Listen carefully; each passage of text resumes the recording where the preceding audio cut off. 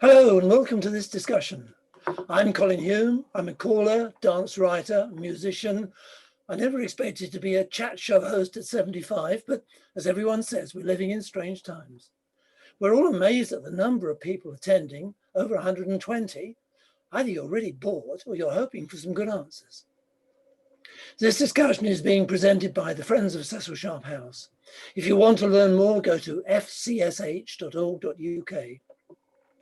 And if you'd like to donate to a worthwhile cause, we recommend NIFTY, the National Youth Folklore Troupe of England, not to be confused with the similarly named organisation set up by EFTAS.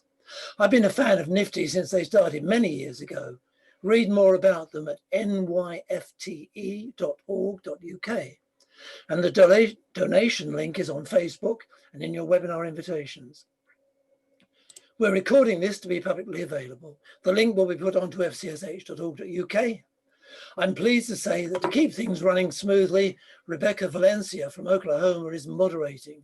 So if you have any questions, please use the Q&A function, which is at the bottom of your Zoom screen if you're on a computer.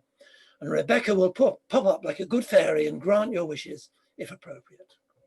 If you want to chat to each other, make sure that the to line is set to all panelists and attendees. And we'll have a more general chat session at the end. I know more about the dance scene in England than in North America. Folk dance, social dance, English country dance, whatever you call it, you know what I'm talking about. The scene isn't good and it's getting worse. Many clubs have folded in the past few years, and some clubs are never going to restart once coronavirus loses its grip. Many clubs have a small number of aging dancers, mainly the same dancers and the same committee that they had 20 or 30 years ago. So what's the answer?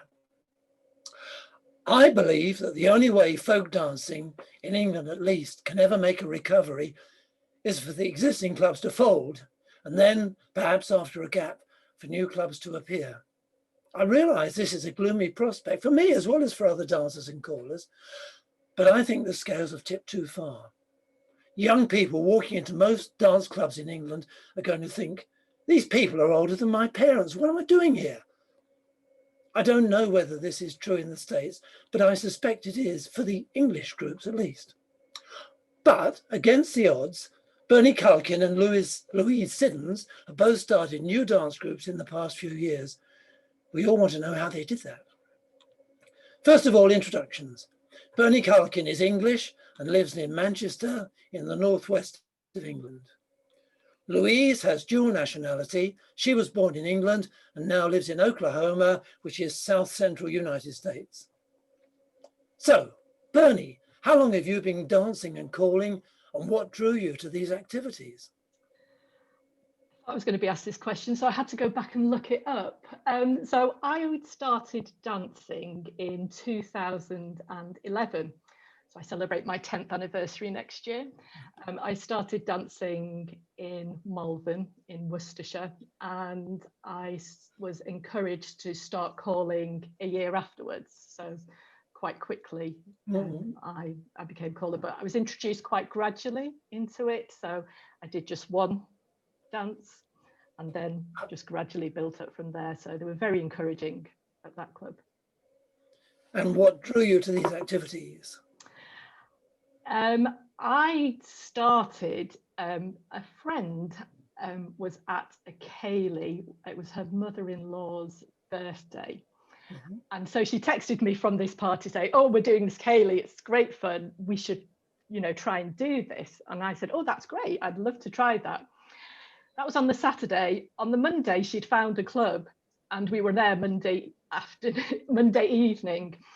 It was a way of us, we both worked from home. So it was a way of us to kind of do something that kind of we would talk to other adults. Our children were both at nursery at the time. So again, it was something that wasn't related to children either, and just got us out to do something fun. And I got hooked instantly on it and found this whole world that was out there, festivals, weekends, and thought, how have I never heard of this before? And the rest is history, as it says. Okay, and Louise, the same thing. How long have you been dancing and calling, and what drew you to these activities? I started dancing social folk dance in 2010. No, I lied, 2008. And before that had been a swing dancer. So I moved to a new place, and the friend that I'd been swing dancing with obviously did not move with me. And so I was looking for a dance that I could do by myself, and the local contra group had been advertising, and it was free the first time and you could show up alone. And so I did, and a little bit like Bernie, I was hooked from the get-go. So I did that contra dance, and then I looked around like, there's got to be more of this. How can I do more? And someone said, oh, you should try English. And so I went to the English country dance down the road, and it was the person who leads that dance, Ray Bantle in Ann Arbor, Michigan, who said, you should try calling. So I started doing a workshop with him about 6 months later, and then a year later moved to Oklahoma. So jumped in with both feet, kind of showed up at an English dance and a contra dance and said, I'm a caller, I would like practice. And they were very sweet about embracing me and continuing workshops and letting me learn how to call. So. Okay. And as I said, what drew you to these activities? I think I knew from swing dancing that I loved dancing, and in a new place, I also thought a dance community is a nice way to meet people, because I knew nobody and was meeting people through work, but as an academic, people are pretty blinkered, work focused. And so I thought I need to get out and meet people who are not necessarily academics and have kind of a social life. And yeah, dancing was a way to do that wasn't just like going to a bar or something less active. Yeah. By the way, what I'm doing is known as investigative journalism. In other words, asking you questions you might not want to answer. So, do you agree with me that the existing clubs have to go? Bernie? No, I don't think so. I think that's very bleak to say they have to go. Yeah, I agree, it is very bleak. Yeah, but whether they can attract new dancers is a different story. I mean, I'm quite fortunate that here in the Northwest, the clubs that I'm part of have good numbers, and have been very welcoming to me as well. I can't say that's been my experience in other places that I've been to dance. Yeah, I'm grateful that I moved here, not elsewhere. Yeah. Louise, do you agree with me? I'm going to go with Bernie on this one and say no. I think some individual clubs might naturally, through attrition. I think, as you pointed out, that's already happening to some clubs, and so I think that it will take a direct effort for clubs to survive, and I think that one of the things they're going to have to do is be a little more open. Bernie's right, the ones that are welcoming and that are excited to see new people, but also ones that are interested in diversifying their own repertoire and experience are likely to be more successful.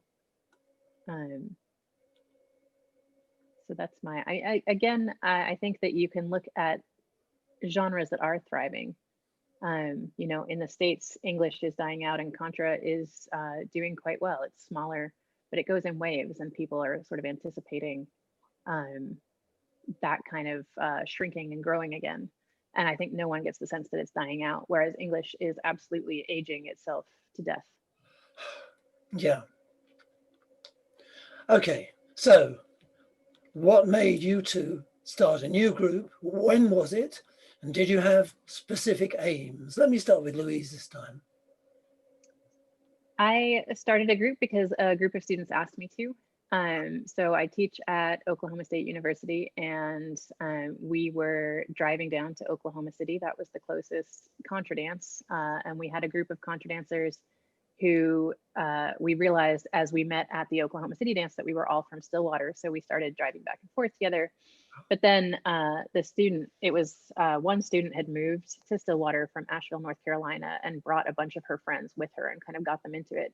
And so they came to me and said, hey, you're a caller and you live in Stillwater. Why don't we just dance in Stillwater instead of driving an hour each way to go dance?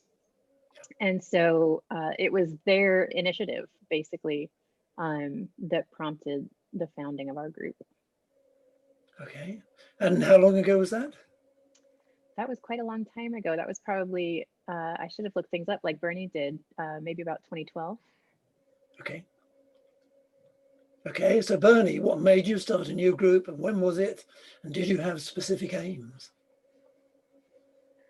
So like Louise, I was approached. I'm going to blame Chris and Trish Nuttall for it, who approached me. I'd been living here a year, and they said, was I interested in starting a new club?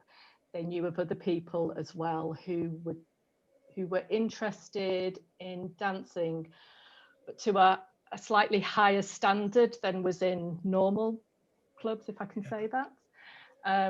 And that intrigued me. I was looking for opportunities to improve my own calling as well. So I thought, well, this is a good chance for me to work on my calling as well, and to see whether it's possible to have a successful club where you actually do some teaching.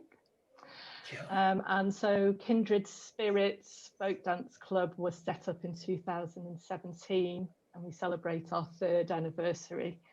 We'll be celebrating it virtually in September. Yeah. So that's how we started. Yeah. So And the a specific specific aim aim? was to raise the standard of English dancing. Yeah. I think that's a very good aim. I wish more clubs did that. Oh, here's the little fairy popping up. Does this mean you're going to ask a question, Rebecca? I will ask questions as you are ready for me to ask questions. When I pop up, it just means I have one that's relevant. It doesn't mean I have to ask it right away. No, go ahead. All right. I've got a couple of relevant questions. First, we have one. As the premise, are we saying that like no more dances, workshops, etc., or just that the clubs should pack up? Well, I think they should pack up. But that's me. The other two disagree. No, I wasn't talking particularly about workshops. I think the general club nights are not inspiring.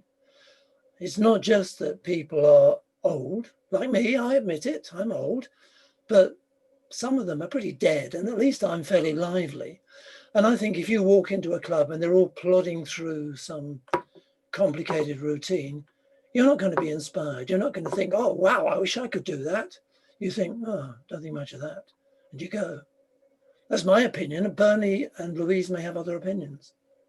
I'm curious what you would replace it with. I mean, are we suggesting that new clubs should replace old ones, new ones that are more lively? Yeah, I think so.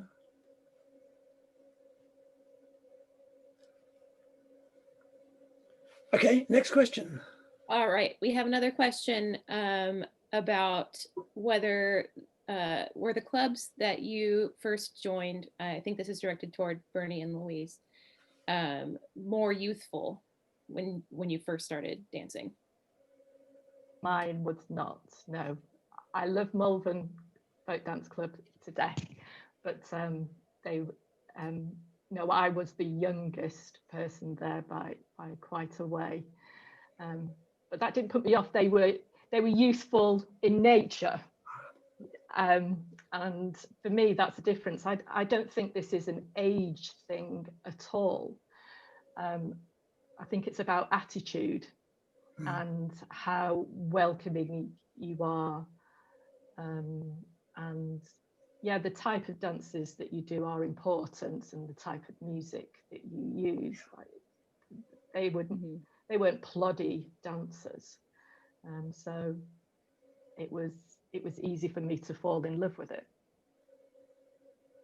Yeah, it's an interesting question because the dances that I went to, the contra dances, were actually older, probably on average, than the English dances in Michigan, which is because the English dances attracted graduate students and kind of not so much college age, but a little bit of college age student participation, whereas the contra dance was all kind of a fixed community, and sometimes they would bring their small children, so they were in their 30s, 40s maybe, but the dancers themselves were older. And my experience was that the older the dancer, the more welcoming and friendly they were.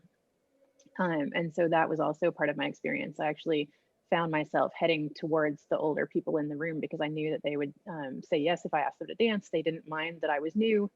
And so there was that, I think Bernie's point about it's not necessarily age alone that is the issue. When age is an issue, I think it's often because of ability. And so the flip side is that in the group that we started, that was all college students, we morphed over time from a contra group to an English group because they were interested in the musicality and in the precision of the dancing. And so we acquired this goal of better dancing that we hadn't started with at all, because they realized that there was potential when you have kind of youth in terms of physical fitness in the room, which, as Bernie and Colin both point out, is not limited to young people, but at least in our groups in Oklahoma, is often tracked with youth. Yeah. Okay, hope that answers the questions to some extent. Have you got any more, Rebecca? I have all kinds of questions rolling in. I think the last one I'll ask for now is a question. I think it was about a comment that you made, Bernie. Does higher standard mean more challenging dances or more correct and precise dancing? Good question. A mixture of both, actually. So initially it was more correct dancing. So when we do right hand stars, we do it as a handshake hold. And when we're doing our circles, we're trying to do nice circles, not our arms down. So things like that. But as we have gone on, I've introduced what I call a thinking dance. So this is a dance that would typically be done at a festival workshop, but it's just a way of just doing something that's a little bit more challenging than you would do normally at a club evening.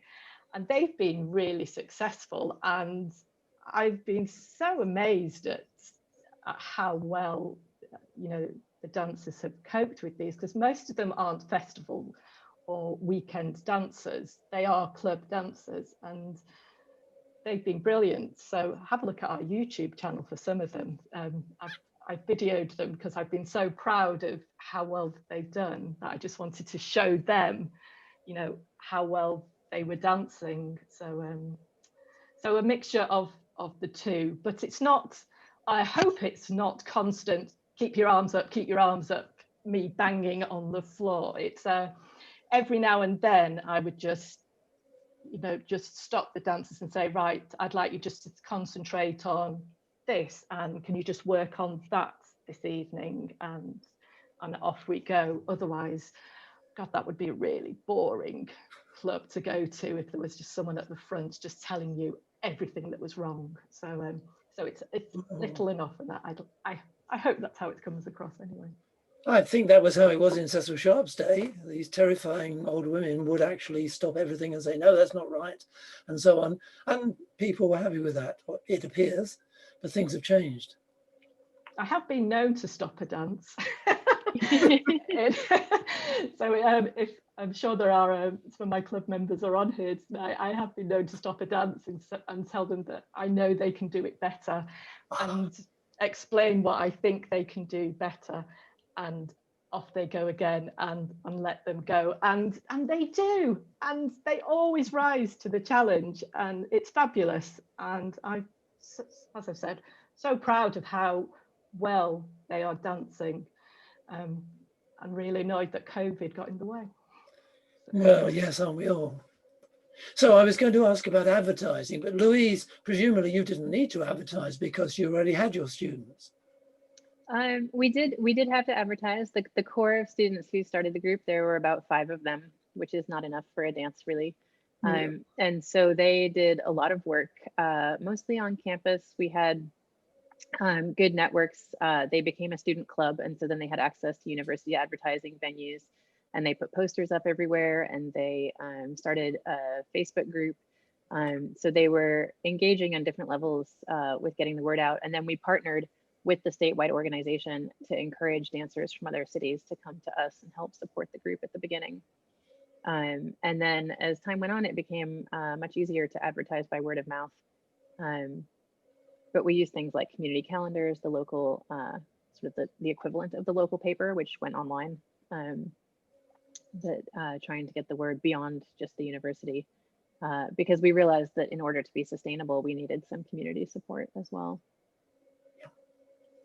And so who came along? Experienced dancers or novices or in-betweens or a mixture?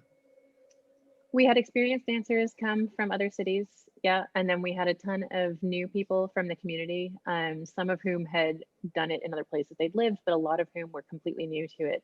And so we ended up splitting into a monthly dance that was open to everyone and was primarily contra because of the bands that we could hire and their repertoire. And pretty basic level, kind of beginner level contra dances. And then we had a weekly sort of student club meeting that was really only open to the students. And there we got much more diverse. We had the flexibility of using recorded music. They were interested, as I think I might have already said, in English as a way to really think through musicality and timing. We had a few of them who were very interested in improving their dancing in that way specifically. And in the weekly classes, it became a workshop kind of feel. And so it wasn't me necessarily stopping the dance. It was them saying, wait, that didn't feel right. Like, what am I doing wrong here? And so we might run a dance 2 or 3 times until they felt good about it, which we would never have done at the monthly dance. And I know when I was talking to you last week, you said that the students were involved in the decision making. And I think that's really important. You need people to feel involved. They don't just turn up, pay their money, dance and leave. And I think one of the reasons clubs in England are in trouble is that we don't have the concept of a dance community, which people in the States often talk about. So the dancers aren't involved. They may think, why don't they do something? But they wouldn't be willing to put themselves out. Would you agree with that? I would agree that community is a very, very important kind of core value of social folk dance in the United States. Yeah, I don't think you can go to an event and not have the concept or the word community pop up at some point. And, you know, we behave like a community when things happen to people in our community. We help out. You know, we had a community member whose barn burned down and workshop, and we all chipped in money to rebuild it. So we go way beyond just like showing up at dances in terms of our sense of community. And I think part of that also comes from once you realize there is that whole big dance community out there, you start traveling to go to weekends and workshops and things. And then the community becomes a source of hospitality. And so people stay with each other and build connections that way. And I don't know if there's more of that in the States, if we're just more willing to drive long distances for not very convincing reasons than you Well, all that's are. certainly true, yes. But I really do think there's more of a sense of dance community in the States than there is in England. Yeah. Okay. So Bernie, how did you advertise? That's what you mean by. Oh, Sorry, yeah, can I just come back on Go ahead. that one, Colin? In terms of dance community, I mean, if you're talking in terms of how people are supporting each other, I would say that the dance clubs are a really important, a really good community at providing that support and, oh, we haven't seen so-and-so for so long, how are they? And the connections across the UK, certainly, I've heard so-and-so isn't very well, how are they doing? That kind of thing. But if you're talking about sense of community as in organising events, that's different. So what do you mean? Because you started by they have an input into That's true. how the event is run. Yep. So what do you mean by community? Well, this is not fair. I'm supposed to be asking you the question. Can you clarify, please, for the panelists? Yeah, sure. Well, in the States, as I say, they use this phrase dance community a lot. And okay, what do I mean by? Yes, I agree with you. There are clubs who get involved with each other. There are clubs that do things apart from dance. They will go out to a theatre trip or they will go out for a meal somewhere. And I think that is all part of community. But on the other hand, I remember I was calling at a club and I said something about socializing, and one woman said to me indignantly, I don't come here to socialize, I come here to dance. And I thought, well, that's a real shame because this is supposed to be social dancing. So I'm not sure that I can define community very well. And I agree with you that there are clubs who do care about their members and they will say, so-and-so hasn't been around for a long time, or so-and-so's ill, we got a card out, would you please all sign it? So yes, you're right, that is part of a community. Maybe it's just that because we don't use the phrase dance community the way they do in the States, that I fear it doesn't exist. And maybe I'm wrong and it does. No, I think it does exist. Okay. I certainly felt it moving areas. For the first time, moving from Malvern to Cheshire, it was the first time I'd moved where I'd been involved in dance, and I had this instant friendship group up in the northwest that I would never have had if I hadn't have found English country dancing. And they were, you come here, these are the clubs, and it was so easy to settle into a new area because of English country dancing. So I do disagree with you that community's not there in the UK.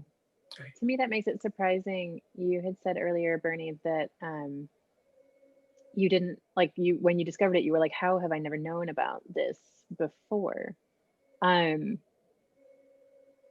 And so there's this community. I mean, there is, and I agree with you that there is, once I got into the dance community in the UK, then people were like, oh, and if you're traveling here, you should do this. And like they know about each other, which to me is one of the definitions of community, right?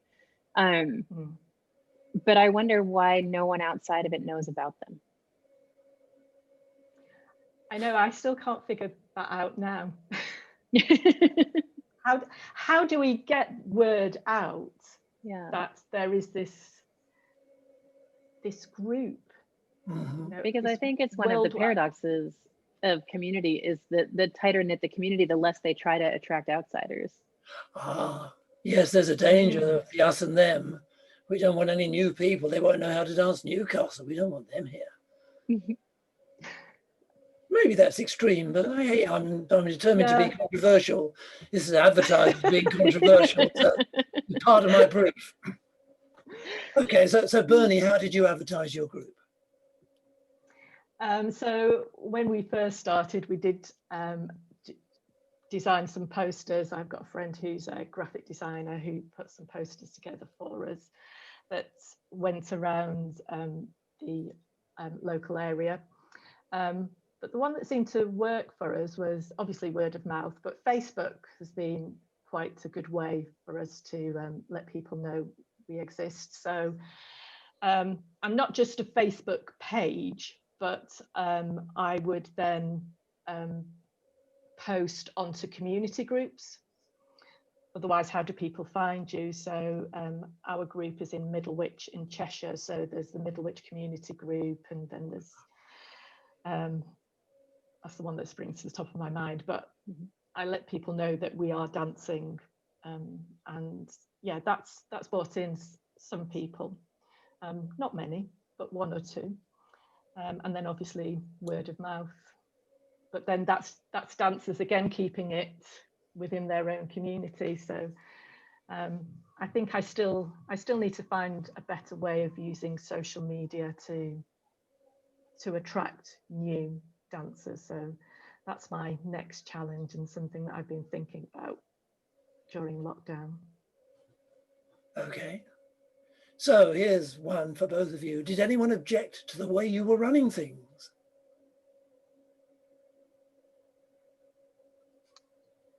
No. Excellent. I mean, one wonders if Well, people because it was vote a with their new- feet. Well, that's true. If they really don't like Oh, it, they don't good. come back. Yeah. But they That's might. it. And we did have people who turned up once and didn't come back. And I think there are various reasons for that. I think we had people who I knew were dancers who came and never came back. So it's obviously not what they want, and that's fine. But then we had some new people turn up and they didn't come back. And again, I reflected quite a lot on, well, what is it why did those new people not come back? And I think sometimes it's about, well, it wasn't quite what they thought it was going to be. So I thought, well, how can we show people what it's going to be like before you come in through the door? And that's why I created these videos and put them on YouTube and then shared onto my page so that people would have a better idea of what it was that we do. Because I think when you say English country dancing, that doesn't mean anything to very many people, so they want to see it. So I think that was helpful, but I still think you're going to get people who come through the door, you know, because they just want to see what it's like, and then they find out it isn't for them. But on the whole, we are growing. I have had people tell me why. I had a friend who is an exceptionally skilled ballroom dancer, and she came to one of our monthly dances, which, like I said, is very beginner oriented. And she said, I can't do this because it's damaging my technique. So she was 100% kind of, I am too good a dancer for this dance community, which was probably accurate. You know, I mean, she wasn't our target audience. And then we had a group, because the people who, at least in the States, have heard of English country dancing, if they're not dancers already, are evangelical conservative homeschooling type communities, basically. And in Oklahoma, we have several of those, and they turned up and they came a few times. And then one of the fathers got very offended that strangers were asking his daughter to dance. And so he asked me if I could make a rule that you could not dance with people you didn't know. And I said, no, that's antithetical to the whole philosophy of what we're doing here. So I'm afraid this maybe isn't the right community for you. And they haven't come back. You know, the flip side is we have a couple who they come with their son, who is a wheelchair user, and he plays, he has a drum and he has a xylophone, and he plays along with the music while they dance. And they have been coming for years. So that's also a kind of voting with your feet, right? They're finding it a welcoming environment, and people who come chat to the son while he's sitting on the side, and it's just very friendly. And so I think that kind of welcoming is important. Yeah. Yeah, your thing about the dancer who said she was too good, you get some music teachers who say that their students shouldn't play folk music because it would damage their ability to play classical. And I don't think there's any truth in that. But that's a Yeah. side issue, isn't it? Yeah. Okay. What do you do differently which contributed to your success? Bernie, I know you've got a long list. You told me you had a long list. I did, yeah. Well, I went back to Chris and Trish when I knew I was going to do this and thought, well, what is it that we do differently? And we talked a lot about what it was that we wanted this club to be like. And so we've reflected a lot on our experiences of dance, you know, what things were good that we'd like to bring into Kindred Spirits and what things weren't so good that we wanted to change. Yeah. So that starts from, I know we've talked a lot about the welcome. So we always make sure that one of us is around to welcome new people through the door. We find out what their experiences are of dancing, because I've turned up to clubs before as a new face and they've assumed I don't dance at all. And Yeah. I think it's interesting when you're in that experience, you know. So so yeah, just find out what they've done, and then introduce them to a few people as well, so that other people will then go and help them to dance. Yeah. Ask them to dance. Chris and Trish are really good at going and dancing with any new people who turn up, and they take that as their responsibility. Nobody sits out unless they really want to. If anybody sits out, it's Chris or Trish. So they are really making a huge investment in time in this club by putting themselves out, you know, by standing at the side. But I think that's really important, that people are coming to the club and they're getting as much opportunity to dance as possible. So that was really important, that nobody sat out unless they really wanted to. And if that means that I have to go and dance, I will go and dance as well, so that everybody is dancing. I also took on the responsibility of teaching. So if somebody came into our club and they had never danced before, it was my responsibility to teach them the steps. I still get mortified now when I see new people turn up and their little set teaches them how to set or to do a figure of 8, and the rest of the long way set all stands and watches. I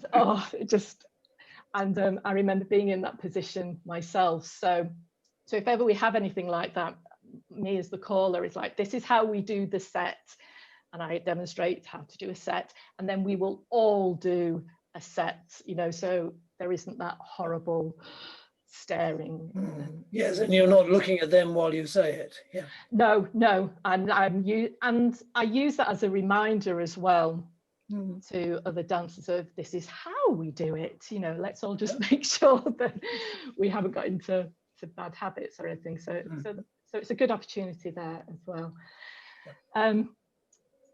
It's really important that you're allowed to make mistakes. I make mistakes all the time, and this club should be a safe environment for me as a caller to make a mistake, but also as a dancer to make mistakes.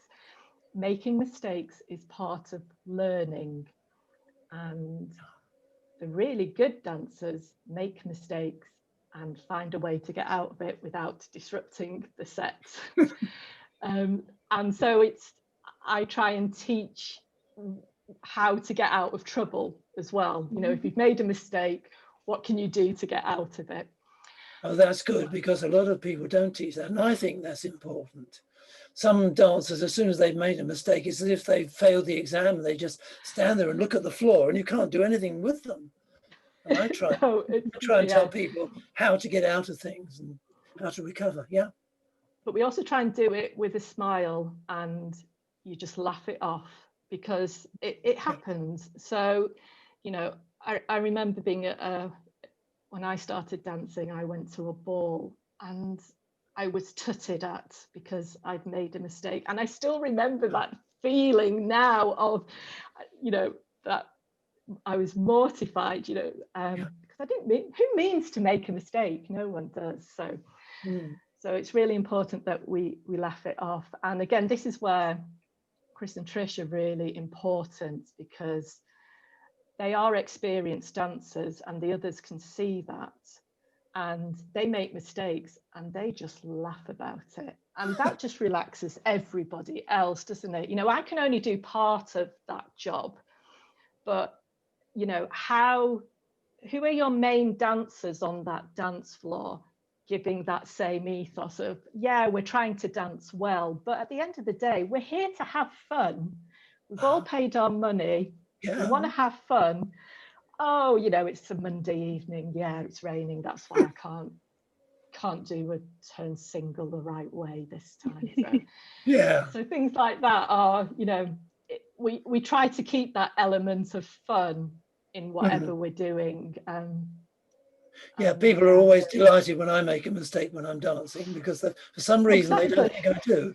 And I say, yes, I do make mistakes, but I recover from them. And that's a skill that you need to learn. There is this wonderful video on YouTube. Everyone should go and look at it. It's from the Lichfield Folk Festival. And I point my dancers to this, of me in the dance in the long way set going wrong every turn of the dance. I just can't get it right at all. So I do like to point them in that direction, because it's out there on the World Wide Web that I'm getting it wrong completely. But hopefully I'm not messing up the set whilst I'm getting it wrong. Yeah. So I think that's probably enough of a lecture from me about what we do differently. Louise, do you want to take over for a bit? I would love to. I mean, I would love to pick up on some of the things that you said, because you know, I learned from Carol Berry, who is the sort of senior English caller in Oklahoma City. She started the group and was the person who really taught me how to be an English caller. Once I moved to Oklahoma, she will always dance if there is someone sitting out. She always offers to dance. And for me, especially as a beginning caller, it was really hard to dance and call at the same time. And so I was scared of doing it, because I'm like, well, if I do this, I'm just going to call badly, and who does that serve? And the realization that calling badly actually can be a good thing in this backwards sort of way, where not only are you allowing that person who otherwise would have been sitting out to dance, but also you're teaching the dancers that it's okay to make mistakes, because there you are doing it potentially.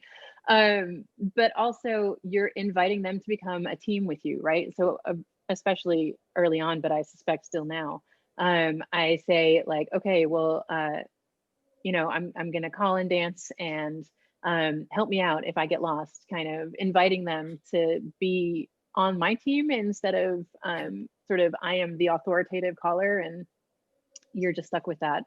And that translated into our student group. I think that one of the things that we did differently is that, particularly when we started, and as when the group kind of peaked in maybe 2014, 15, and then I went on sabbatical and we got a lot smaller, and that changed how we did things. But when we were a group, we didn't sort of say, well, your job is this and your job is that. It was just like, everyone who's part of the student group, show up half an hour early to the monthly dance, and we together will organize this thing. You know, we were using a community center space, and so we had to put out chairs, and we had to set up the band, and we had to set up the welcome table. And it was just whoever showed up for that half hour chipped in and participated. And then what Bernie said about the experienced dancers, who in the San Francisco Bay Area, they call them angel dancers. I think that's a pretty common phrase, maybe more in ballroom communities. But they're people who basically are part of the organization and volunteer to ask people standing out to dance. And it's a way of making sure that people are welcome. But we had have an unofficial rule of sort of, particularly in the first half of the dance, you have to be asking new people to dance if you see them. It can't just be come and dance with the 4 people you like dancing with, and leave everyone else to struggle. And then the last thing I wanted to say about what we do differently, it wasn't different when we started, but we hung on to it after other dances got rid of it, which was our introductory workshop.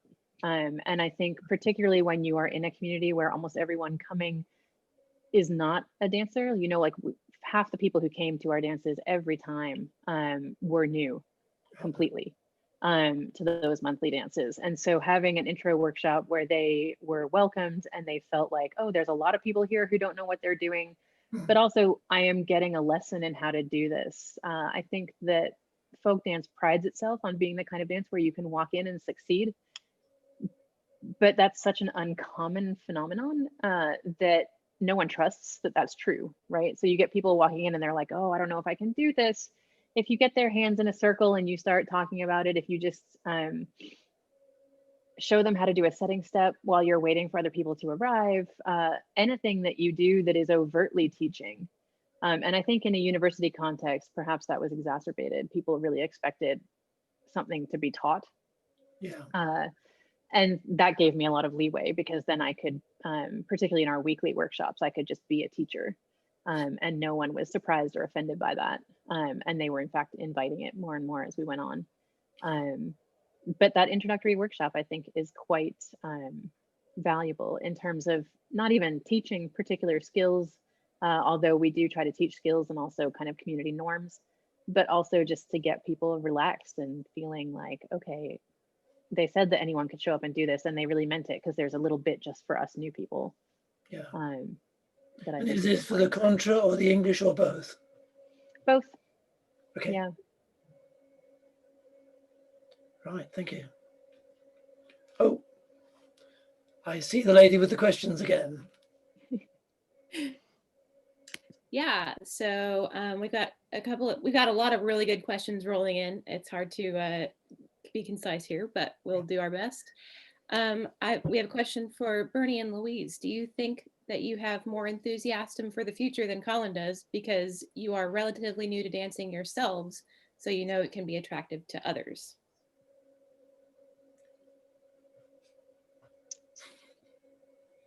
That's a good question. I'm trying to think about that because I am new to folk dancing. Sort of. I mean, my father is a musician and he used to play for dances, and I grew up in the folk community. I just didn't grow up dancing. So I think that,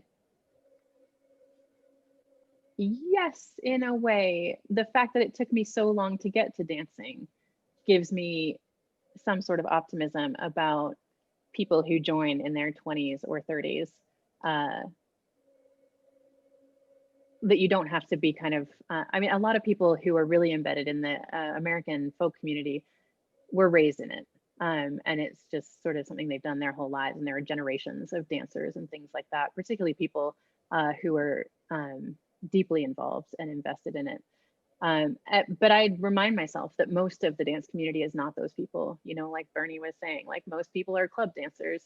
And they're not going to be turning this into even their primary hobby, let alone their whole life. And so perhaps that gives me optimism because I came to it as an adult. Yeah. I don't know. Bernie, what do you think? I don't know. Because there aren't many people in their 30s coming into it. I mean, and I don't know what the obsession is about having young people. Yes, I understand we want this to continue, but you know, is it good enough that we've just got people joining us? Is that good enough? You know, that people, if they come in their 40s, 50s, 60s, will that still keep us going? I don't know. So I'm enthusiastic.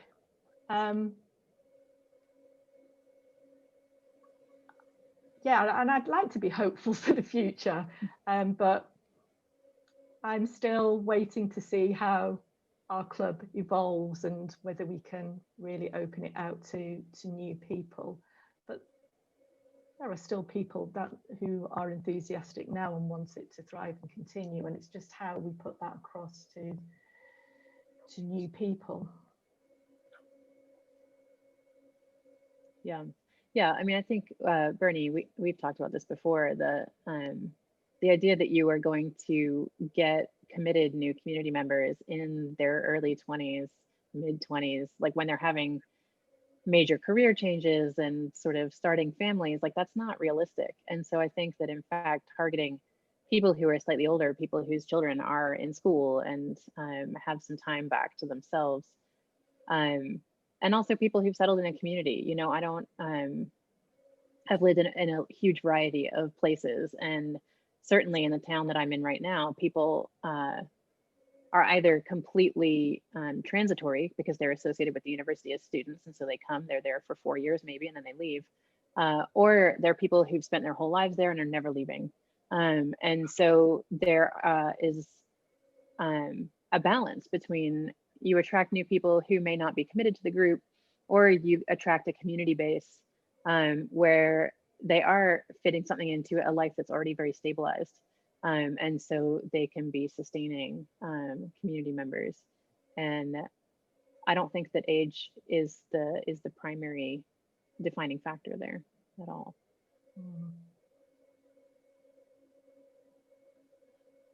Okay, Rebecca, next one. All right. We have quite a few questions about whether, like, how to handle if we're saying that these clubs should be folding. We have a lot of questions about, like, here's a really good one. Do we think that there is no place anymore for the old and less energetic? We love, and this person loves the idea of a dance community that continues to care about the elderly.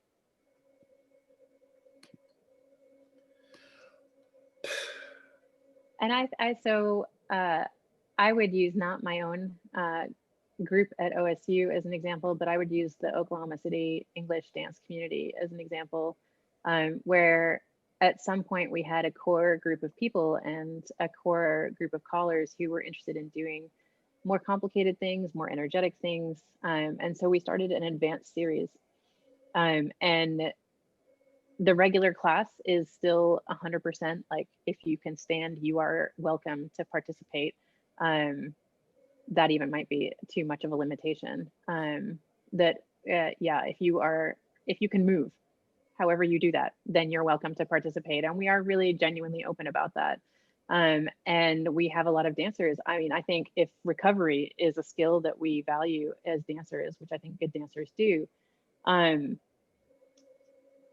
accommodating partners and kind of adapting to the people you're dancing with is also a skill that I value a lot as a caller and as a dancer. And so my favorite dancers in our community are the ones who really embrace dancers at every ability level. And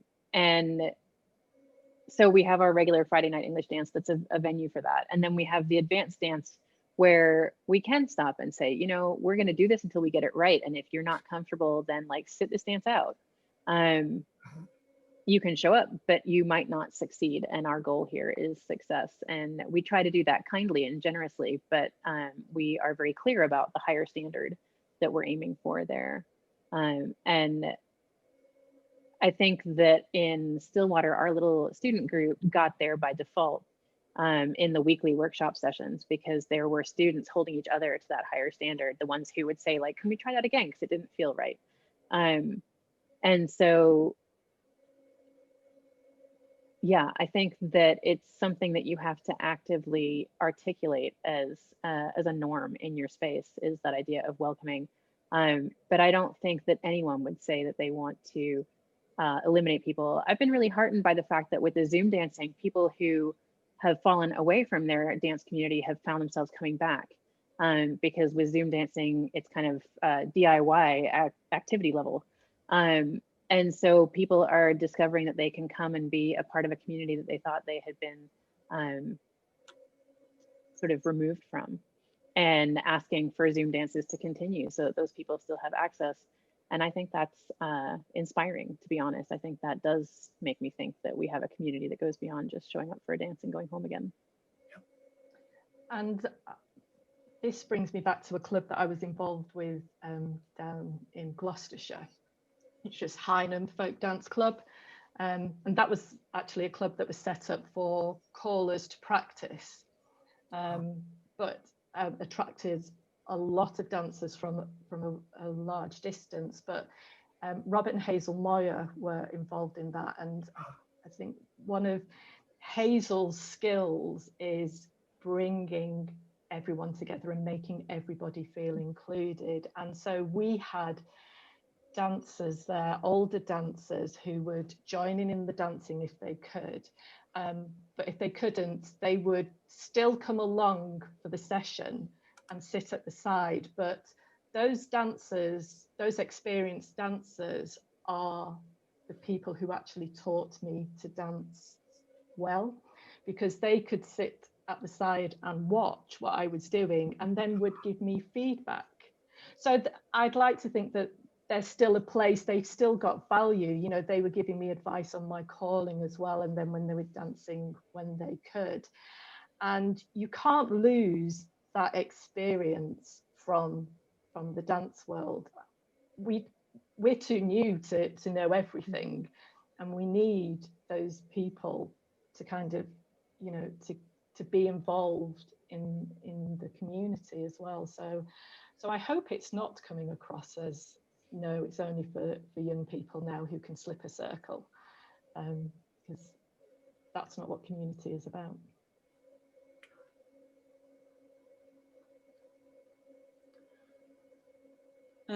All right, I've like I said, there's a lot of good stuff coming in. Yeah. But I think sort of to kind of bring it back around to the original idea of the discussion, kind of on the flip side of that, what kinds of things can we do for the younger generation to keep people interested and get them interested once they're through the door, is sort of where the question is headed. I think a lot of that is about empowerment. That for me, what got the students involved the most was when they were making a lot of the decisions about the kind of dancing we were doing, about how often we were doing it, about where we did it. And I will be honest and say that part of, I said before, part of what kind of made us shrink significantly, going from about 75 dancers at a monthly dance to maybe 15. Part of it was that I left for a year, and the caller who took over from me also dropped out. She had a pretty big change in her job circumstances that made her have to drop out. So we lost a lot of momentum in that moment. But I think also what happened is that then when I came back,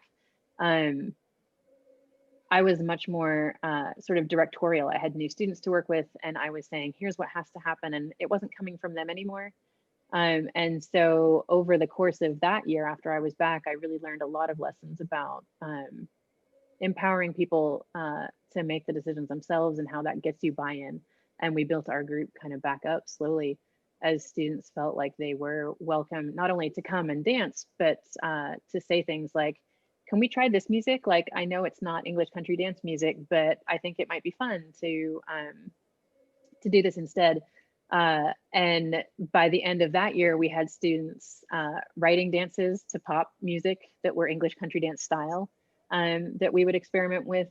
For Chinese New Year, we did a whole dance to Chinese pop music. And so we just kind of went with student energy. And I think that sometimes people are worried, like, oh, if you bring in that kind of hybrid experience, or if you let people use pop music, then you're going to end up where a lot of club squares in America are, where you just have people kind of wandering around in a pattern, and there's country music playing, but they don't really connect. But my experience was then they were like, listening harder to the traditional music as well and saying like, oh, let's do that dance because I like that tune. And they wanted that music too. They just wanted a variety. But in general, yeah, for me, I think inviting young people in and then giving them a say. And that's worked for us in Oklahoma, in our statewide organization as well, putting young people on the board, giving them a lot of authority to make decisions and to start new initiatives is really important. Yeah, I think that's really important. If people feel that they're involved and genuinely involved, then they're much more likely to stay. What you don't want is you get some young person on the committee who suggests things and everyone else says, oh, we tried that 20 years ago, it doesn't work. Then they'll give up. And things may have changed. We got social media that we didn't have 20 years ago. Maybe they have got some good ideas, but the rest of the committee have got to be willing to give these people a chance and try some of the things that they think about. And maybe some of them won't work. You don't know until you've tried them. Exactly. Yeah. Yeah. Yeah, But Bernie, you that's don't let been people my make experience decisions. No, no, we have a very small committee, but we make decisions quickly and move on.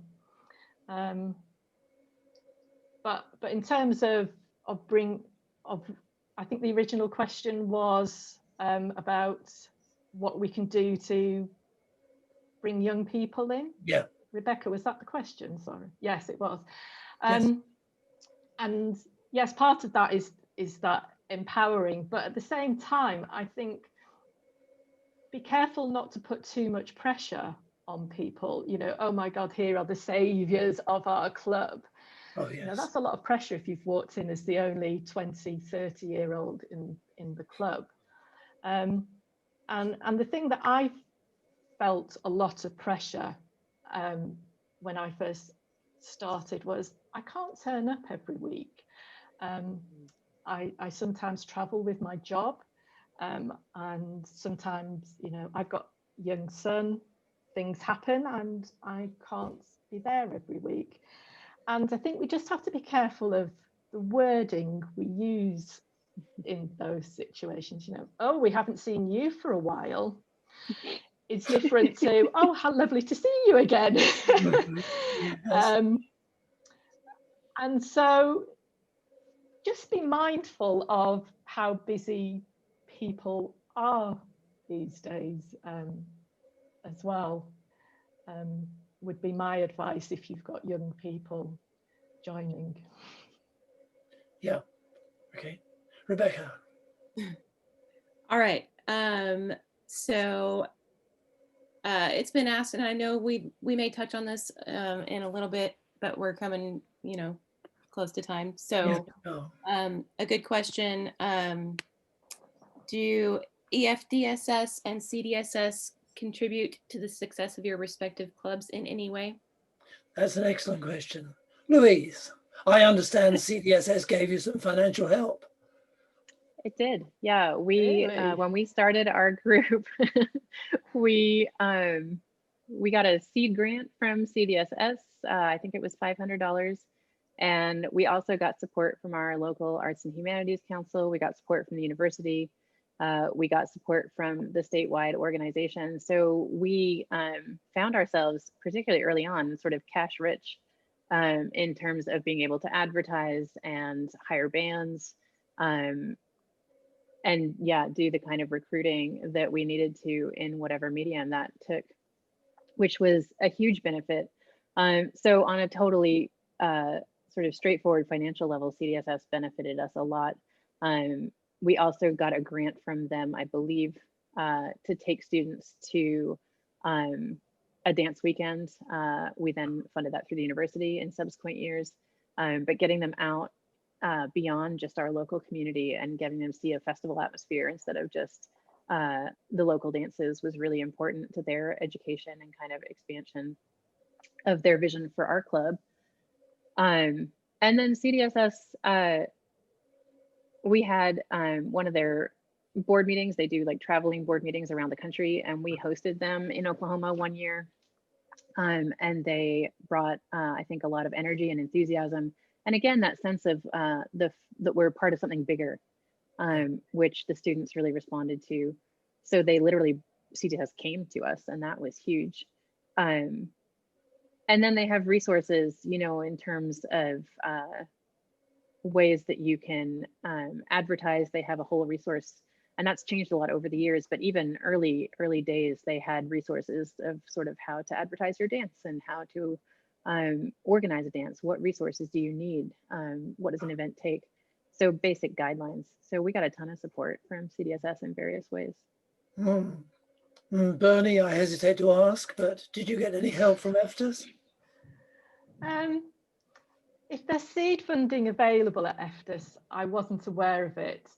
That would have been really helpful, because obviously there are costs in setting it up. So the three of us have had to absorb that cost ourselves. So not only have we invested time in this, we've also invested our own money in this that we still haven't got back yet. But we were always on a 3-year plan with this. So no, I didn't get any financial contribution from EFDSS. But if there is anything out there, I'd like to know about it. So no, we pretty much went on our own with this. Obviously, we got the insurance, public liability insurance through EFDSS, which is hugely helpful. But for everything else, we've gone on our own. Okay. Right, now I've got lots of other questions here, but I'm aware that it's 10 past, and we did say we would have a chat session at the end. So I think it's probably time for me to try and sum things up before everyone else asks questions. So it seems to me that what you're both saying is you start with a group of dancers who all have the same objective. I think in both your cases, the objective was to dance better, but you could have another group of dancers with a different objective, so long as they all think the same way. Have some good dancers who can help you from the floor. We didn't mention this time, but I know we did earlier, train people as backups for the necessary jobs, caller, musician, sound person, and so on. If you're not a good caller, find one. Have a small committee of like-minded people. Bernie has a committee of 3, and that seems to work very well for her, who will concentrate on the essentials and not endlessly discuss minor matters. And as Bernie just said, be prepared to pay for this yourselves for 3 years, unless you're in America. Be flexible, but don't compromise your standards. Get the dancers involved in the decision-making. And if it's not viable after 3 years, give up.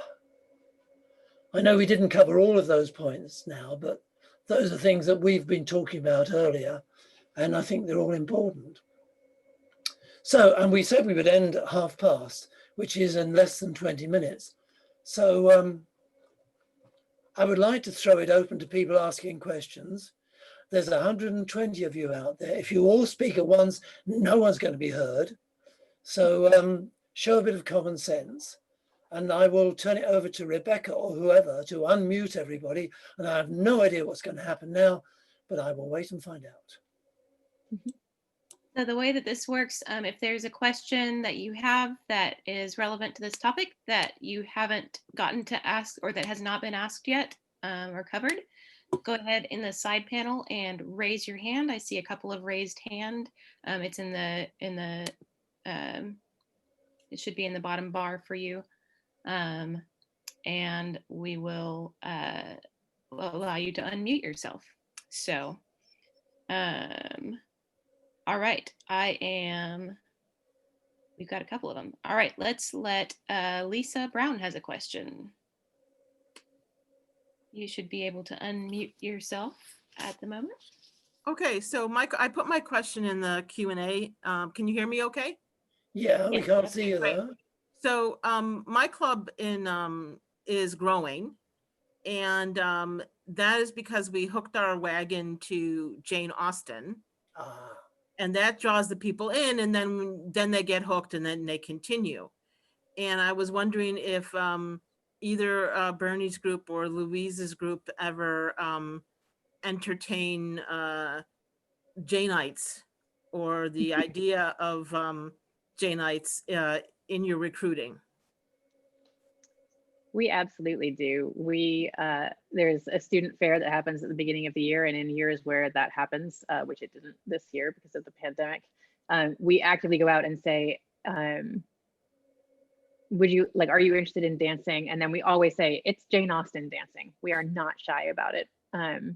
Because that's the only thing that people, particularly people in their 20s, recognize is sort of they've seen the Keira Knightley movie. And so they know Jane Austen style dancing, and we're trying to give them a sort of realistic impression, kind of like Bernie was saying with the videos. Like if you have a mental picture of what to expect, then you are perhaps more likely to show up. So we do all the time. I used to call for the Jane Austen Society's convention in Dallas pretty regularly. So even our non-student group, we're definitely tied into Jane Austen fans, and yeah, that community. How about you, Bernie? No, I haven't tied myself to that wagon yet. I know other clubs were quite successful in recruiting new people in the early 90s when there was a big revival in the UK. But no, we've not gone down that route yet. Thank you. All right, thank you for the question. All right, we have a question from Bert Hunter. Oh dear. You should be able to. Hello, Bert. Hello, Colin. Hello, Bernie. Hello, Louise. Hello, Bert. Nice to hear you again. Okay, serious. If I can be serious for a minute, it's about as long as I can be serious. There is in recent years, there's the spectre of gender-free calling is loomed in the dance community, and I think it's in danger of causing a discontinuity, and there's not going to be the succession from younger to old, through NIFTY to IBDIF to dance clubs, or we tend to call them groups in our part of the world, by the way. Is anyone any constructive suggestions how we can heal this rift? Good luck. I call gender free, I call positionally, and I call all over the UK, and so far no one has noticed. I think that's the way to heal the rift, is to just call in a way that everyone can understand, whether they're new generation or not, and that doesn't involve gender. I've been intrigued by the positional calling, and I've been trying to gradually move across to positional calling. So I'm still in my transition phase for that. I don't know whether my club have noticed yet or not, and I may have given the game away now, but I still do use gender calling in our club, because that's mostly what people are used to. But there are people who are even more virulent against it than I am, and that's saying something. Yeah, but there are also. So we sorry, Colin. We, in my little club with the students, we switched to gender free, and we did it using alternative role terms. And they voted on those. They invented their own. And so we did that for a while, but I realized that it wasn't a productive way forward, because I was calling, ultimately we were calling Larks and Robins, which has become pretty standard across the US at least. But I would call Larks and Robins in Stillwater, and then would have to move to a different community and wouldn't use Larks and Robins. All my cards said Larks and Robins, and I thought, this is crazy. Brooke Friendly has been using positional calling, and she wasn't even the first in her community to do it, but for decades. And I knew that she did that. I knew it was mostly English, but I'm like, this is adaptable to contra dancing. We should be doing this for contra too. And it meant that then once I had developed a dance that I teach and call, I could teach and call that dance in any community anywhere. And it avoided the situation, because traveling around the US, like I have been asked to call left file, right file. I've been asked to call larks and robins. I've been asked to call larks and ravens. I've been asked to call a variety of different things. And I was like, I could just use none of them and solve this problem. In both Contra and English contexts, I mean, I said no one noticed. Yeah, bands and bears, exactly. Thanks for nothing, world. Sorry, I'm not supposed to read the chat, and I just did it. Yeah, and then I lost my train of thought too. So I think ultimately, I was gonna say that I've called all these different places, and when I said that no one noticed, literally I had an organizer make an announcement, like, you may have noticed that Louise is using gender-free calling, and people come to me and they're like, were you really calling gender-free? They literally don't notice it. And I think that that is an ideal scenario. They're focused on the dance and the dancing. That's what I want as a caller. I have called gender-free when I had to, but what people don't realize is that you miss out a lot of dances. The caller will look at it and think, oh, that's going to be difficult to call. And so it just gets dropped from the repertoire. I was once calling at the gender-free dance in Jamaica Plain near Boston, in Boston, sorry. And I was doing my dance, the Heathfield Rag. It's a 3-couple dance. And at one point, the end 2 couples are improper. And I suddenly said, so how do I say the 3 men circle left around the middle woman? And they all laughed, and which sort of broke the ice. But it's very difficult to say the top window and the middle clock and the bottom window circle left around the middle window, which is what I would have had to say.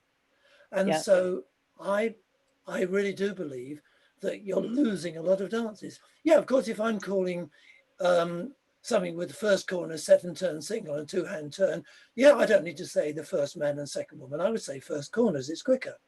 So there are cases where it works very well. But I'm afraid Colin, I have yet to find a dance that I have thrown out completely. There are dances that are challenging, but I think it just, and I think a lot of people have been saying, like, we need more positional calling workshops, and perhaps that's true. But I think there's always an answer. It might not be the obvious or easy answer, but dances are geometry, and geometry can be explained. Well, that's true. We should probably redirect back to our original topic, or maybe a new question at this point. Not to cut it off, but I'm cutting it off. Yeah, go ahead. All right, I see Patricia has a hand raised for some time now, so I'm going to allow you to unmute. Hi, this is Patricia's spouse. We're sharing a computer, and I just wanted to make sure that all of these wonderful questions that we don't get a chance to see, and the comments that we do get a chance to see but don't get a chance to hold on to, and the wonderful conversation from you 3 experts in the field are all going to be available at a later time. Question? Yes or no? Yeah. Certainly the video is being recorded and it will be available. As soon as it's available, we'll put a link onto the Friends of Cecil Sharp House website, fcsh.org.uk. I will probably also put a link on my website, colinhume.com. Thank you, Colin. Yes, you won't see the chat, I don't think, but you will see what you've seen on your screens. Will we see the wonderful questions that people have been asking that only Patricia has seen? I don't think so, but Louise is an expert. We could save them. I can try to put together a digest of the chat and Q&A comments that we can publish along with the video. Thank you very much. Okay, good. Yeah. Nice to see you, Colin. You too. Not that I did see you, but I heard you. I'm Bob Morris. Right. Met you at NL. All right.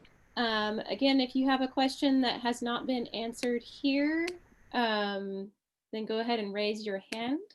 I don't see any other raised hands at the moment. Where are all these English people? All these questions are from Americans. Oh, great. We have two more. Jim Morgan has a question. Just you didn't talk very much about, I think Louise mentioned having live music at her monthly dance and recorded music for more variety, and Bernie didn't say much about it. Do you think that's really important for the liveliness of the new dances? We have recorded music, so I don't have access to a live band, but I think the choice of music that you do use is crucial. That all adds to the atmosphere, it all adds to how you're moving. So I think regardless of whether you're using recorded or live music, you have to put thought into the quality of that music and what it brings to the evening. And of the equipment. Sorry, Colin. If you've got a really bad record player from the 1940s, then it's not going to sound very good. Yeah, true. A lot of emphasis gets placed on live music, at least here in the States. And then when I was traveling around calling in the UK, discovered that most people expected me to bring recordings as the caller. And I have to say that the flexibility and the ease of recordings is a huge benefit. When we were starting up the student group, it meant that we weren't lugging sound equipment. We weren't having to find a space where we could set that up. We could dance wherever we wanted to, including we did demo dances out on the library lawn at the university. And all we needed was a Bluetooth speaker in order to do that. So that was a huge advantage for us of recordings. And I think students listen to so much recorded music that while they experience and understand the benefit of a live band, they have no objection whatsoever to dancing to recordings. And most of us don't. We spend our whole lives listening to recorded music, which is not to sort of limit the value of live music at all, but it is, in a small town like mine, impossible to find. But it's interesting that there is a general attitude in the States that, oh, of course we have live music, and therefore they go out and find it. Whereas in England, the attitude is, oh, we couldn't afford live music. And there are plenty of musicians that don't charge or that are not very expensive and would love the chance to play. So I think the clubs in England really should look around more for live music, because I believe it gives you a much better atmosphere. Yeah, I can see the advantages of recorded music, I know. And also I know that some callers are terrified of the thought of live music, because with a recording, you know exactly what it's going to do. It's going to go through 7 times and then stop. You don't have to slow it down or speed it up. It won't argue with you. But I was lucky. I started off calling to live music, and I'm the other way around. I have no experience of recorded music and I'm not good at it. Yeah, it's funny that you say that though, Colin, because having said earlier that we were cash rich when we started our club, one of the first things I did was went to our music faculty and said, you know, do you have any students who are interested in early music or in contradance style music? And he said, well, how much would you pay them? And I said, well, we pay bands $150 a night. And he just laughed at me and said, you're not going to get anyone to do it for that much money, and turned me away, wouldn't even offer it to his students because it wasn't paying enough. So that was a dramatic shutdown to me. Used to the folk community, you know, drive hundreds of miles for tens of dollars, etc. You think that the students would welcome a chance to go out and play to an audience for free? Yeah, yeah. So I mean, it depends where you are. I think there's just a huge variety. And yeah, where to find musicians can be a different challenge in a hyper local way. Until I moved to Oklahoma, I also hadn't called to recorded music, so it was new to me too. Yeah. All right, I've been asked to ask. It's quite a long question from Derek Schofield. Colin wants clubs to stop and then at some later date to start again, but there is the danger that clubs would start up again in the same format. How should clubs start again? Bernie and Louise are running successful clubs, but they are basically taking the established format, but doing it better. There's a lot of detail here.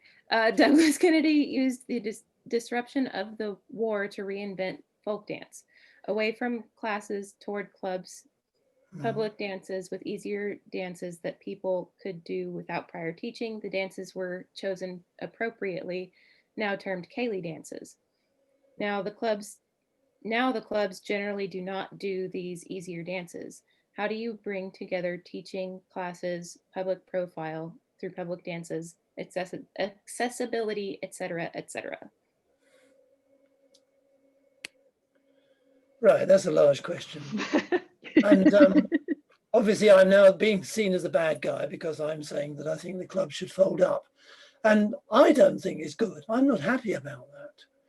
But it just seems to me that a lot of clubs, not all of them, a lot of clubs are so entrenched in their ways that they're not going to change, that they will say, oh, we would like to have some new younger dancers, but they're not willing to put themselves out. Any club that will do something, I think, will reap the benefits. But a lot of the clubs just won't change. And if they don't change, then I'm not saying kill them off. I just think they will die out anyway. Over to the other two. I don't know what to say to that, to the question. What was the final part of the question, Rebecca? It was about making dances accessible, how we Bringing back the balance. Ceilidh dances. It's true. How often do you find? How do you bring together the teaching, classes, public profile, accessibility, et cetera, et cetera? And in the beginning, it was asking just how do clubs start again when that time comes? I don't know. I think this is always about need, is it not? I mean, both of us have started it because there was a need. I think about, if you think about disruptive dance now as well, you've got techno contra that's going on, that's doing something different as well, but that's meeting a need as well in their community, which doesn't answer your question, Derek, I know, but I think if clubs are going to start again, what is their purpose? I was having this discussion with my husband earlier today. You know, it's all very well clubs being social clubs, but if you're just a social club who happen to do some dancing, can you ever attract new dancers? Because that social element is all about you as those people, and it's very difficult then for new people to come in to that social community. How do you break that? You know, so you're not really a dance club. I don't really know where I'm going with it. Difficult one. Yeah, Louise, that point about meeting a need. I was going to say the point about meeting a need is really key, right? That it's a tricky balance between someone with the initiative to find out if there's a need, or to offer a service, I guess, is what we do ultimately as callers. And then respond to the energy that you get back, right? Like, do you have a lot of people saying, yes, we want this, or are they saying, well, we sort of want that, but we want something slightly different? How amenable are you to that different thing? But it will be interesting, even just when we come back from COVID, to see what people want and how they configure themselves. And I don't think there is an answer, unfortunately. I wish that there was an easy one. Yeah.